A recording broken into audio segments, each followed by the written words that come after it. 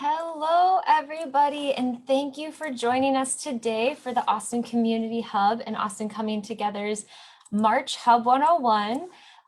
Thank you so much for joining us. As you all know, we do Hub 101s monthly with our member organizations as a way to provide their information out to community members. This month, we are joined by Build, one of our close neighbors just across the street from us here at Austin Coming Together, and we are so excited to talk with their team to know about their services and what they have to offer. Just as a quick reminder, and some of you may know this already, but ACT is a backbone agency for collective impact, serving a network of nonprofit, faith-based, public, and private member organizations. As part of ACT, the Austin Community Hub is a safe space to intentionally and thoughtfully engage disconnected families and community members in collaboration with our member base to securely connect them to holistic services such as career counseling, housing, education, learning, legal assistance, and much more. Part of these services is informing our community about the different organizations that we work with. So we started Hub 101. Today, we're going to be promoting love and preventing violence with Build. Build works to inspire hope and offer opportunities so youth facing systemic obstacles can achieve positive futures. Today, we're going to start off with a quick presentation from Build. They've got roughly 40 minutes planned out for us of some information to go over about their programs.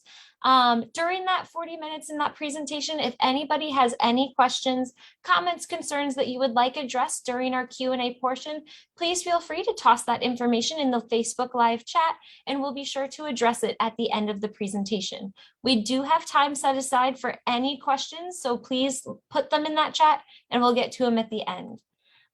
In the meantime, though, I would like to go ahead and introduce our partners today. We're going to be talking with Amanda Cimaroli and Jonathan Olivan from Build. I'll go ahead and get your presentation up and ready to go, but the floor is all yours if you would like to introduce yourselves. Hi, everyone. Welcome. My name is Amanda Cimaroli. I'm the manager of the Mobile Mental Health Program. And I'm Jonathan Olivan, and I'm the intervention coordinator. Basically, I'm going to start here with what our mission is here at Build. And Build inspires hope and offers opportunities so youth facing systemic obstacles can achieve positive futures.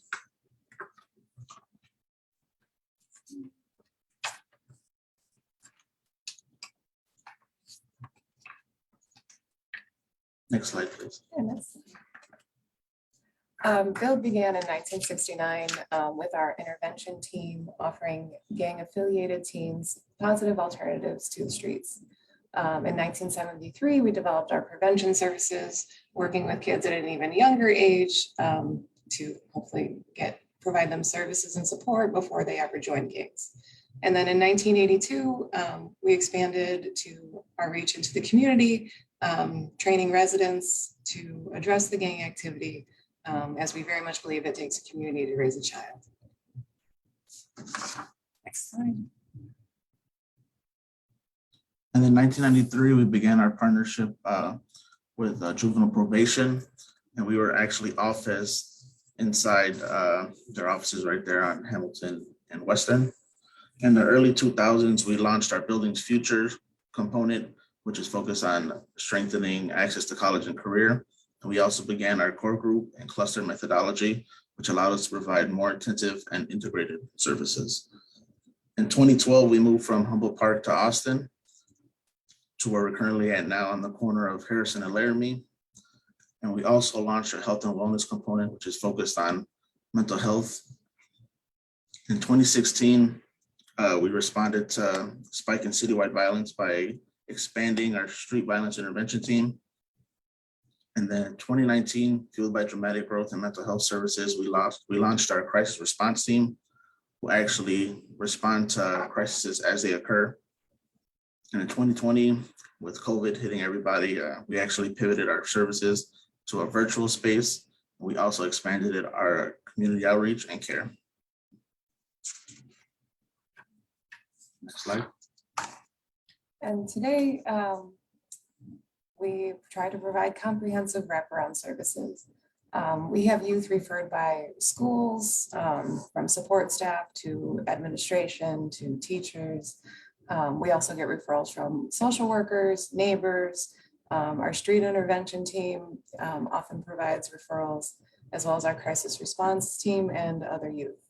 Our core programs are intervention, prevention, and education. Our clinical and community wellness, as well as enrichment, provide support to those programs and the youth participating in them. And our community engagement team works with the entire community. This slide here shows basically the demographics of the youth we serve and where we serve them. As you can see, we pretty much have a 50-50 split when it comes to young men and young women that we serve.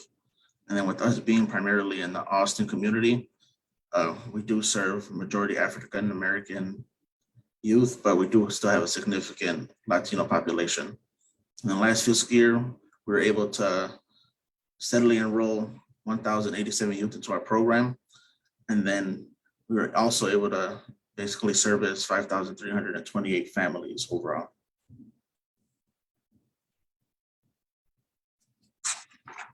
And starting with our intervention program. So as mentioned earlier, Bill was founded on our intervention program, and it is our long-lasting program that we have here at Build. We do offer intensive mentoring, court advocacy. We do gang detachments, conflict mediation, as well as other sports leagues.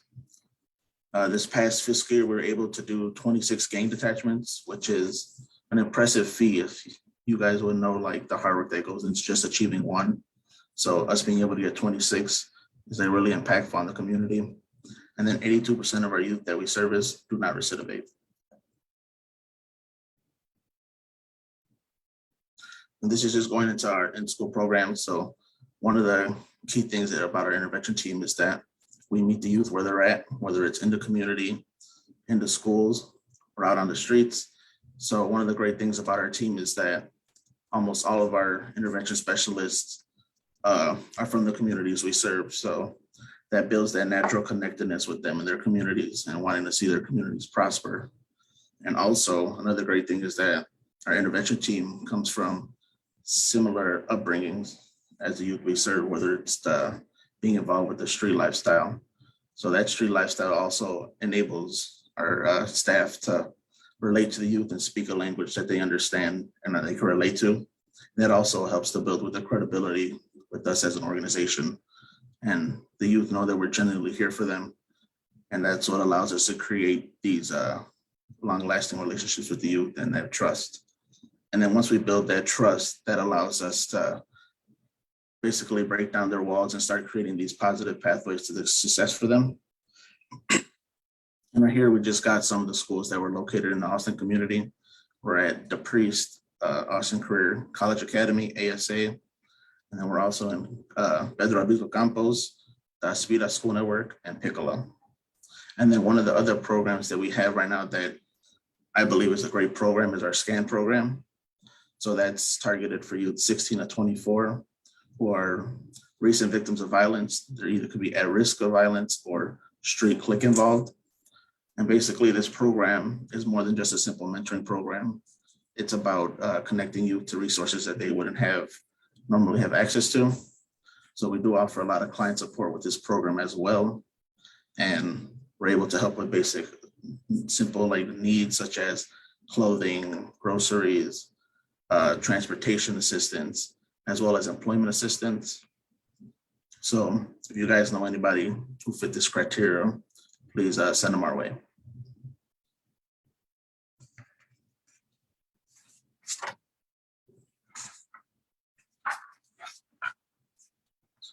All right, this is our prevention program. So this is our middle school / elementary school in-school based programming. That's basically the whole purpose of this program is equipping our younger population with the skills, the leadership skills needed to basically resist risky behaviors. And then we are currently in schools in Nash, Tilden, and Piccolo, and our after-school locations are at Erie, John Hay, and Erickson. And as you can see here by the graphic, 100% of our youth who are involved in our prevention program avoided gang involvement, and 100% have also been promoted to the next grade.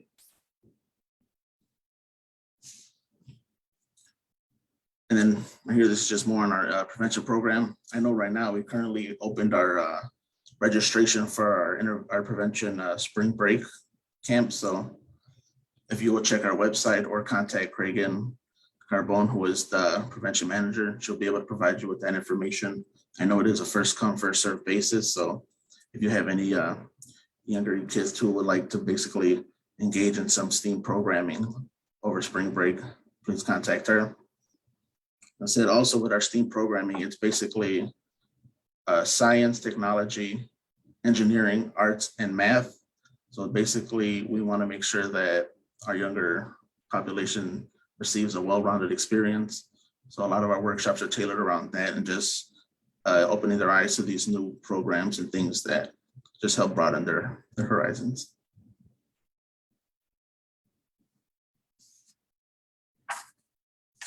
Next, we have our education program, which we call Building Futures. So our Building Futures program is focused on academic prep, family support, and economic assistance. 87% of our youth graduated high school this past year, and then as well, 79% of them applied for post-secondary programs.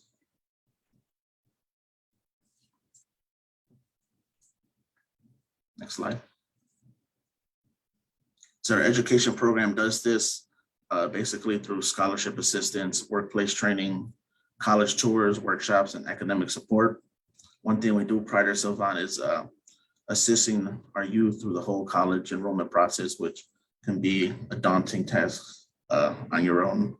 So I know we do help, like I said, with obtaining scholarships, grants, selecting which schools will be a best fit for our participants, as well as filling out financial aid such as FAFSA.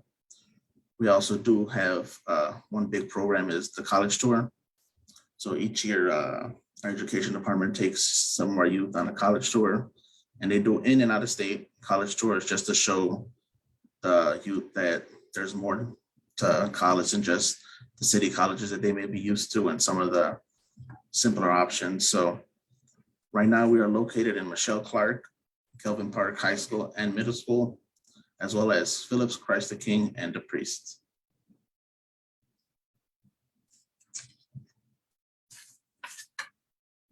Now we have our enrichment programs, and these programs tend to vary and change. For the most part, we're providing youth spaces to cultivate their skills and talents or explore new ones. So 95% of our youth who participate in these programs have set personal goals with their mentors, and 96% of them that participate increase or maintain school attendance. We can move on to the next slide. This slide has all of our current programs. So we offer art for young people ages 12 to 22, leadership programs. Brand Build is an after-school matters program where they do jewelry making. So we'll be hiring for that when the after-school matters applications open up. We have a public speaking program in which we have a contest every year where youth learn how to tell their story. And then it's kind of a competition where there can be cash prizes. We also have our Austin Grown program with our community garden. We have sports programs that are depending on the season. We offer every sport. We have summer job programs as well as podcasting and journalism. So a lot of different programs for lots of ages of youth. So if you're interested in any of these programs, the contact information for each one is on this slide, or you can just call our main number to find out more. Next slide. And then our clinical and community wellness department is one of the newest. This department provides counseling and case management to those impacted by violence. 71% of youth who participate in this program develop healthy coping skills as well as self-regulation skills. And we are still expanding our teams as the need for clinical services, especially at our schools and local organizations, where the needs tend to be high. We can move on to the next slide. So we have a couple different programs within our clinical and community wellness department.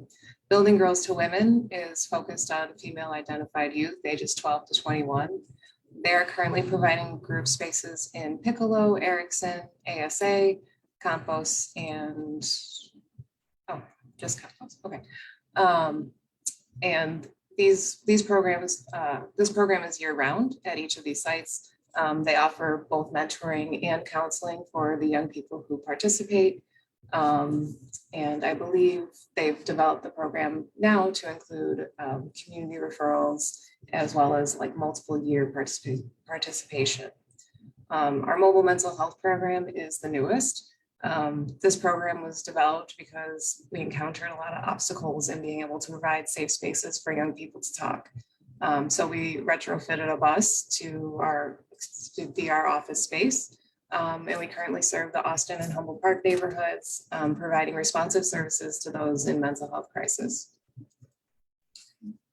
Next slide. And then our CVSS teams support those who are recently impacted by violence. They work closely with our crisis response unit, which Jonathan mentioned before.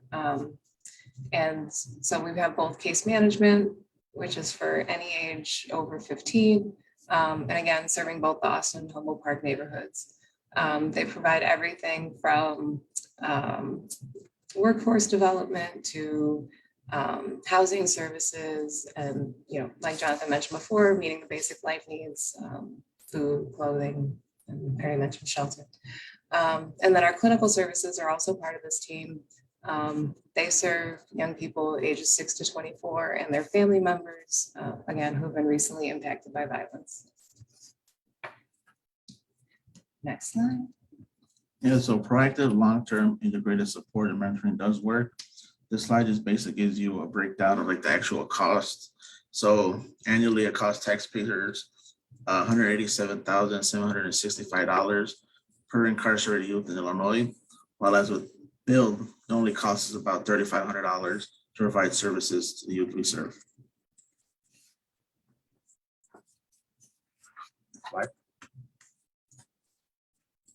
And then this right here is something that we're really excited for here at Build. It's our new 3-story youth center that will be located on our current property.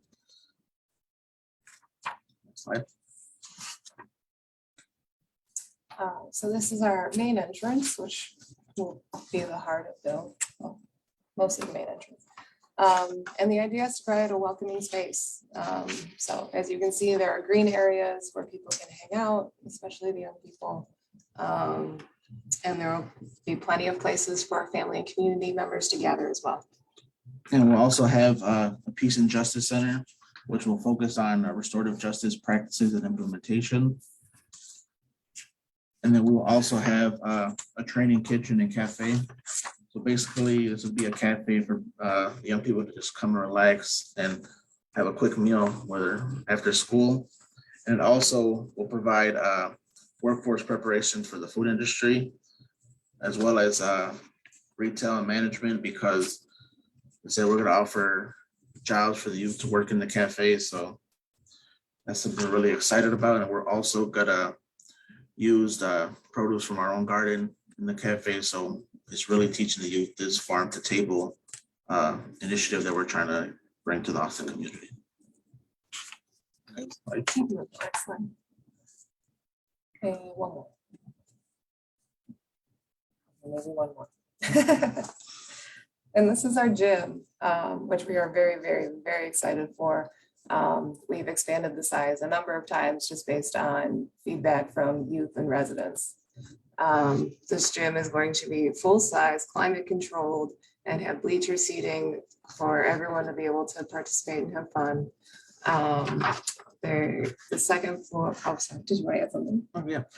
Basically, like I said, we were gonna do a real small, humble gym here, but based on like the feedback we got from the youth we serve, they really expressed a dire need for a safe place to play basketball and just relax in the community with there being such limited and safe basketball courts in Austin and Humboldt Park. So like I said, this is just going to be a safe haven for them to just come and relax and really be a kid again and just be able to put their guard down. Mhm. And we're very excited on the second floor as well. There's going to be a track as well as a fitness center for both staff, youth, and community members to basically encourage healthier lifestyles. And you can see on the bottom, that's the current state of the gym right now. That photo was taken a couple of weeks ago, so as you can see, it's coming along nicely. Next slide. Now here you see is the youth center lounge.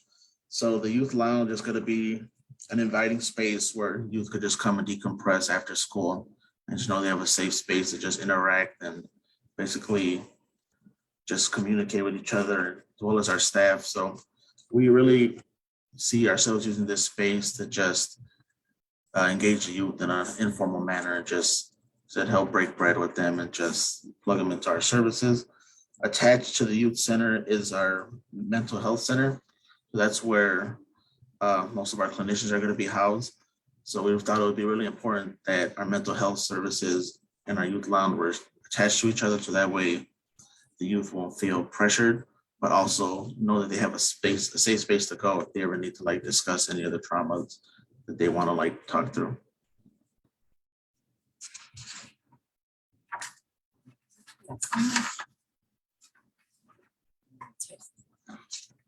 So here you see this is going to be our third floor, which is where most of our staff offices are going to be at and where we're going to be housed.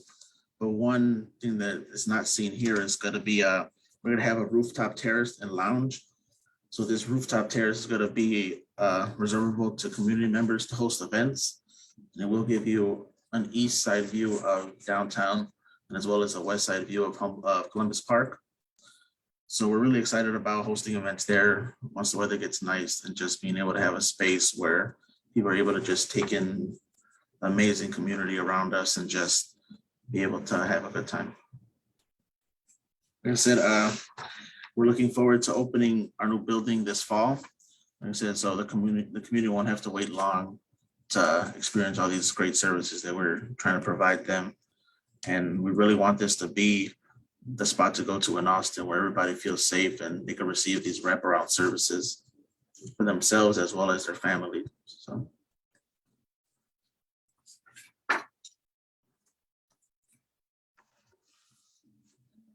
And as the slide says, we're trying to make a real difference, integrating into people's lives as well as, integrating these wraparound services into people's lives. We're working on physical health as well as mental health and nutrition, and then providing those enrichment spaces with music, art, performance, you name it. We're trying to find something for everybody. It says 41,000, but I saw 51,000 somewhere else. So we're somewhere in there of creating a big space, and we're hoping to be open 7 days a week for longer hours, just because we know like the traditional schedule doesn't work for most people. We're also working to develop stronger ties to the community with job training and employment opportunities, working with more partners, as well as investing in the community.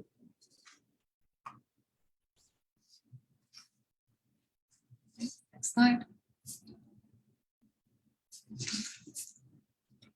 Yeah, and then this just shows that we're part of a larger, the Austin Forward projects.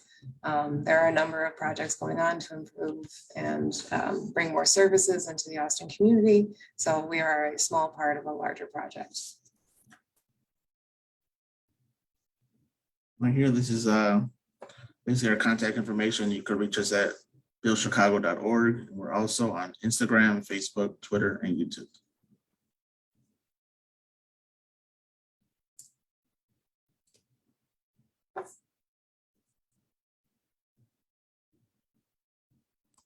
Thank you, Will, so much. You would think that by now with COVID and being virtual, we would know when to hit the unmute button. 2 years later, and I still can't hit it. Thank you for telling us all about those activities in your new space. That is really exciting. I'm excited to get some lunch break workout sessions in for sure. We have a couple of questions from the community. I also wanted to check and see if it would be okay if later, as we're continuing to talk about it, if I toss back up those enrichment programs so community members can get that information. Okay, cool. So for anybody who may have questions about who to contact for some of those enrichment programs, I will be tossing that slide back up here in a couple minutes. So just hold still for just a moment and we'll have that contact information up. But as for a couple questions that popped up during the presentation, one community member, Miss Ann Stapleton, wanted to know what the reason was that Build moved from its original location into Austin. And if you were able to touch on that, or if there was someone we could communicate for those. Yeah, I believe it was just as the organization was growing, we simply just outgrew our space. Similar to like this expansion we're doing now, we just, as we keep hiring, we just need more room and more space to just properly serve the youth in the community. So, and like Jonathan said, I don't think it was on purpose. Yeah. Which is why we also we have a Humboldt Park office that opened last year, primarily with our clinical and community wellness department. So that office is 3328 West North Avenue. Okay, so if anybody's still interested in getting connected to services in Humboldt Park, still there. Okay. Absolutely. Another question was, what if I am a youth who is interested in participating? Do I need permission from my parents? Depends what you're interested in. So for clinical services, if you are under the age of 18, yes, you do need permission from a parent. However, we will talk to you even without permission, because yes, a conversation is not treatment. So it's certainly safe to have these conversations. If you're wanting to know more information, especially about our clinical services, we can always have a conversation before you sign up. As far as the rest of our programs. Yeah, as far as like intervention, I know that we do require a adult or guardian signature for our intake. So like Amanda said, we'll be able to have a conversation and just provide you some bare bones details about what we provide. But if you want to get into more like advanced programming, then yes, we will need a parent or guardian signature. Okay, thank you so much. With that in mind, how do I sign up, or is that entirely dependent on which program I'm looking to get involved with? Yes and no. Like I said, you can always call the main number if you're interested. You know, our receptionist, Stephanie, is lovely and can usually answer most questions and point you to the right person. I think recently we also we added a universal referral form to our website. So that also, if you visit our website, you should be able to fill out a quick referral form, just giving us a quick little summary about what services you're looking for. And that'll allow us to reach back to you and see how we move forward from there. Let me see. It looks like we have a question regarding the mental health bus. So I know you touched on the mental health services and bus in general a little bit earlier. Can you tell us more about how we can connect with the bus? And if not regular connection, then where could we find it if we're looking for it? So this program is ever changing and developing in response to kind of the needs we've identified. So we launched last May and spent a lot of time just getting to know the community. So we were literally driving around just helping people on the street. When school started, you know, we focused more on our school sites because that's where the young people are at and that's where a lot of clinical services are needed. So now that we've kind of established, you know, who we are and people have gotten used to seeing us and seeing the bus, we're about to shift into more crisis response in the sense of mental health crisis. So if you are interested in receiving our services, you can send me an email or like I said, call the main number and Stephanie will get you connected to me. We did try to have a live tracker. It's actually really hard to keep up with. But like I said, we're kind of ever developing and responding to needs, and we're trying to be where we are needed most at any given time. So simply make the request, connect with me or call Build, and we'll try to get you all situated. Okay. Okay. And with that, even though you're trying to keep a focus on crisis situations now, are you still going to the schools and will continue doing that, or? Yes, we're currently, until the end of the school year, we're at ASA as well as Westtown Academy, Piccolo, Erie, and I'm forgetting somebody. We're also at the Greater Westtown Training Partnership. Okay. And then we're hoping to provide some services soon to Austin College and Career Academy as well as to Priest. Okay. And we will happily provide that information out once we get it from Build as well. So there will be no shortage of information sharing here. We've got another question, my apologies, from Miss Regina Hampton. She says, great programs. She wants to know if you use the IYEP program. I do have to admit, I am not familiar with that. The letters sound familiar. Yeah, it sounds familiar off the top of my head, but I can't recall it. Okay, so we can circle back to that one. Regina, if you want to toss a clarifying question in the chat, I can come right back to that question, no problem at all. So we do have another question. It is a little bit of a longer one, just a heads up, from Miss Iris Rivera. She wants to know if you could both describe your role with justice involved youth. So for example, are you working with probation youth or youth referred in the system? And as a second part of that, are you only working with youth who have a current touch point with the police? Well, I could expand on that. We do work with probation youth who were referred through probation. But like I said, we do meet the youth on the streets and where they're at in the community. So we do work with families. So no, to answer the second one, no, you do not have to just be connected to the justice system for us to work with you. We provide mentoring for all types of risk levels of youth, from low, medium to high risk. And I said some of our programs are specific to high risk youth who are court involved, but we do still service youth who are medium to low risk, who are just needing a mentor in their life to help guide them along the way. Okay. Thank you for sharing that. And I believe part of the reason why Miss Iris is asking, because it looks like sounds like she is supervising a juvenile probation officer and was hoping to maybe contact on ways that you could engage and support. So Miss Iris, if you want to toss your email in the chat, or I can happily connect with you, and then I will get you connected to the Build team from here. Build team, is that perfectly okay with you? Yeah, sounds good. Okay, awesome. To go along with that, around your work with justice involved youth, especially now when it comes to marijuana being legalized across the state, and now of course marijuana being legalized is not legal for youth, what does that look like in terms of your services and working with some of your students? We focus on a harm reduction model.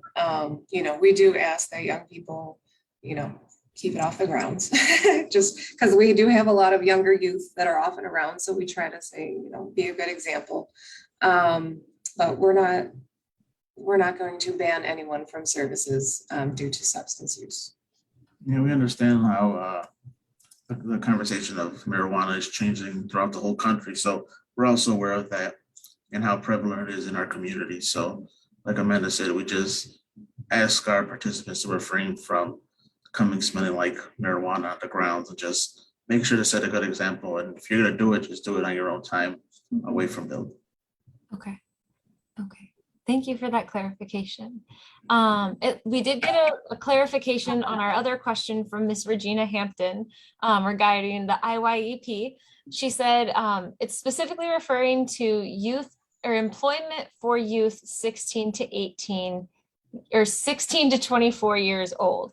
So do you work with employment programming for youth in that age range?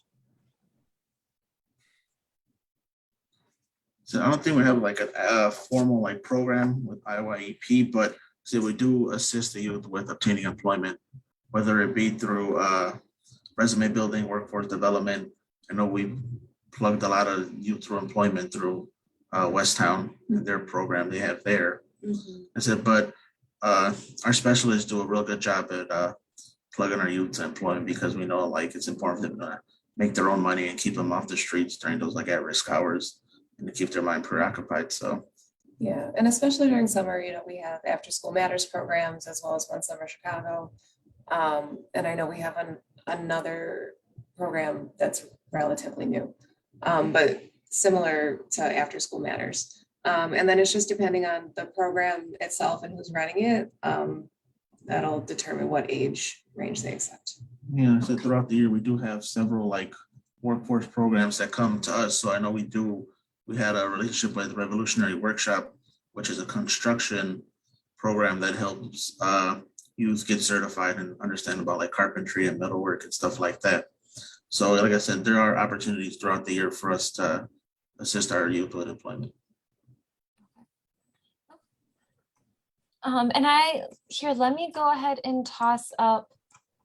I'm going to reshare the slide with the enrichment program so everyone can take another quick look. 1 second. Yeah, and I can just add for all of our services, it never hurts to make the call and to ask. And then, our intake team will do the initial intake kind of depending on which services you're interested in. And even if youth don't qualify for our services, we'll try to find a space for them, whether it's with a partner organization or a place that we frequently send referrals. And I also like to mention that all of our services here at Build are free. So we don't ask for no form of payment from parents or anything. So. Okay, so anybody who's looking at this list, if there's anything you want you or your youth to be involved in, it's free, entirely paid for by Build. And does that include, when you say free, does that include any supplies that the youth may need? What about in terms of like transportation from, to or from? Is that something you can assist families with as well? And there are certain programs we have that do assist with transportation. And so we also own two 15-passenger vans. So if we ever need to like get to and from program, we do have access to that. I said, but we are cautious as well right now with COVID restrictions. So we do follow all guidelines when it comes to that. Okay. We really want youth to be able to take advantage of the programs that we offer. And we know a lot of obstacles tend to get in the way. So wherever we're able to provide support, wherever someone needs a little extra support, we try to provide. Like I said, we are also very cognizant of gang boundaries when it comes to the youth we serve. So safety is our utmost priority for us to making sure that our youth get to and from programming safely. Okay.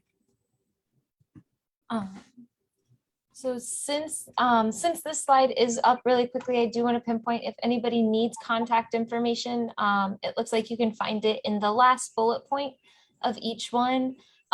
There was a question around contact information for the mental health bus. And I believe is that on one of these slides? I can go to it. It should be.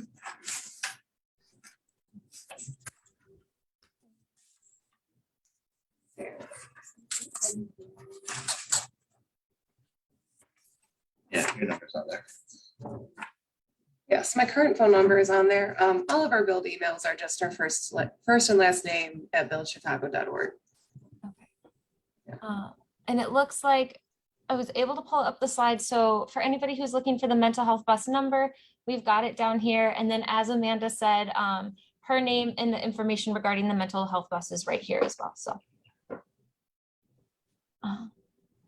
I'm going to keep it up for just a couple more seconds.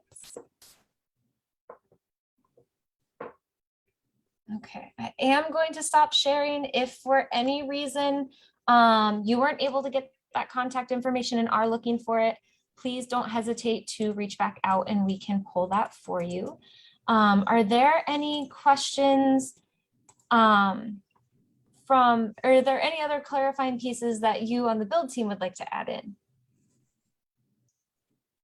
There's none on my end. Okay. Then we do have another question from Miss Ann Stapleton. She says, are you open to working with new schools in Austin especially those who are serving 6th through 8th grade. And by new, she's meaning ones that you haven't been working with a lot lately. Yeah, definitely reach out. For the most part, we are at capacity. But like I said, we're ever expanding and hiring new staff. We're also constantly applying for new funding and new programs. So we are open to having the conversations now. And then we may be able to provide services within the next year. Okay, awesome.